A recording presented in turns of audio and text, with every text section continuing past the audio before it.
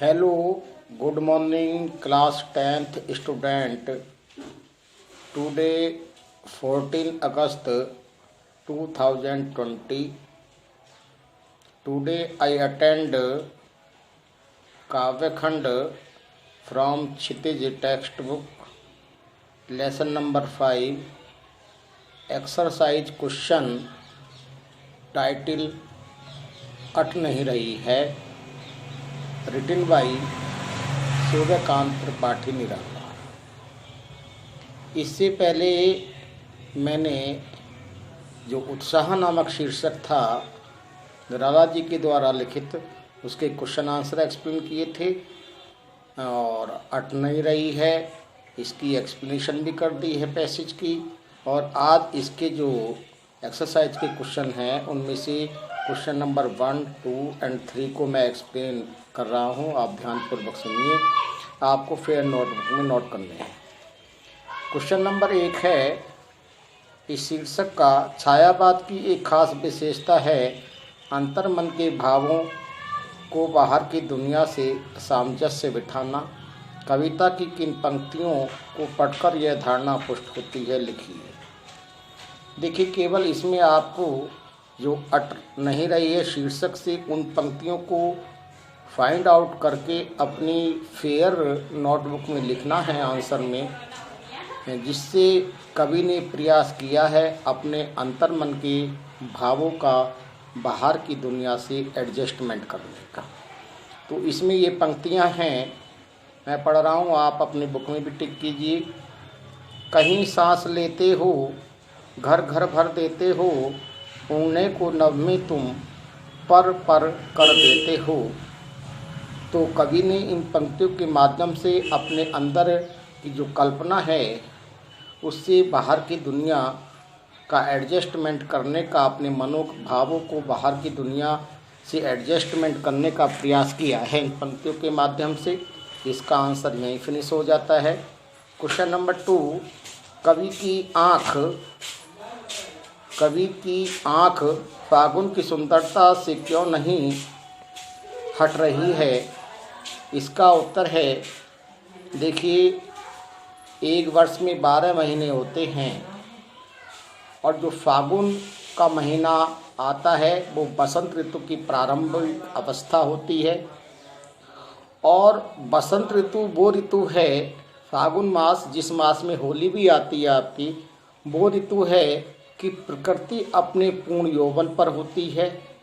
चारों तरफ जंगल में हरियाली हरियाली होती है, पेड़ों से मंजरियाँ, फूल, कलियाँ, कोपलें फूटती हैं और चारों तरफ वातावरण में सुगंध ही सुगंध फैली रहती है।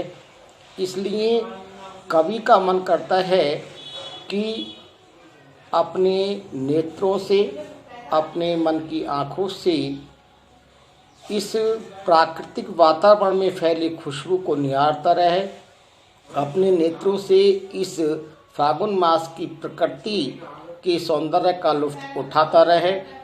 कवि का मन नहीं भरता क्योंकि उसमें इतनी मादकता है, इतनी व्यापकता है, इतना अट्रैक्शन है फागुन मास की प्रकृति में कि कवि की जो आँख है उसे लगातार टकटकी बांध करके देख रही है। ना आँखों में थकान हुई और ना उसके अंतःकरण की जो जिज्ञासा है वो शांत हुई, बल्कि नई नई कल्पनाएं उस प्राकृतिक वातावरण में, एक नई नई कल्पनाएं उस प्राकृतिक वातावरण में उन्माद करती हुई बाहर की प्रकृति का आनंद उठा रही हैं। फागुन की सुंदरता सर्वव्यापक है, हर स्थान पर फैलने के बाद में भी उसका फागुन मास की प्रकृति का जो अट्रैक्शन है, जो व्यापकता है, जो सुंदरता है, जो खिंचाव है व्यक्तियों के लिए, वो कम नहीं हो पा रहा है। क्वेश्चन नंबर 3 है, प्रस्तुत कविता में कवि ने प्रकृति की व्यापकता का वर्णन किन रूपों में किया है? जरा इसका आंसर देखिए।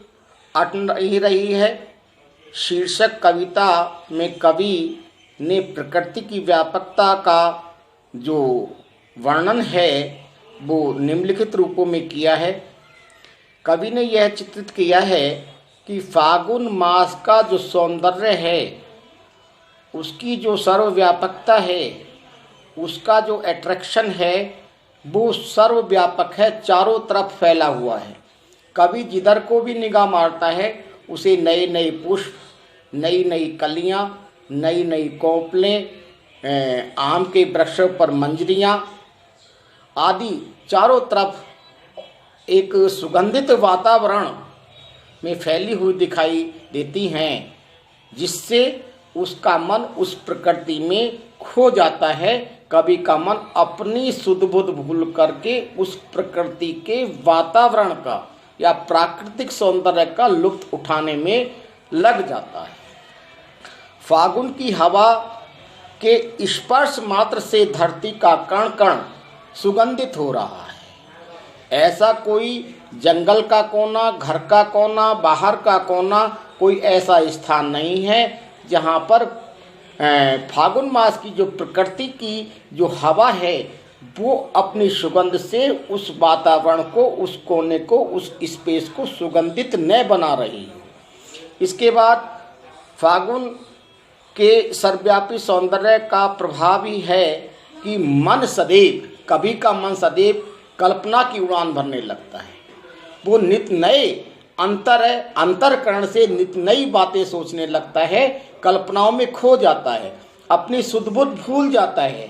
वो नई बातों को बुनना प्रारंभ कर देता है, नवीन प्रकृति के बारे में सोचना शुरू कर देता है और अपने जीवन में भी नया कुछ करने की चाह व्यक्त करता है।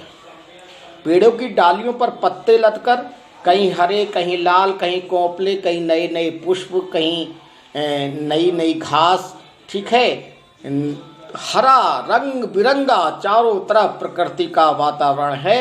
ये फागुन मास की प्रकृति की सर्वव्यापकता है। और ये 3 क्वेश्चन थे, मैंने तीनों क्वेश्चन एक्सप्लेन किए, आपको फेयर पर लिखने हैं। आज जो 14 अगस्त है, फ्राइडे, आज का आपको यही काम है। जय हिंद, जय भारत।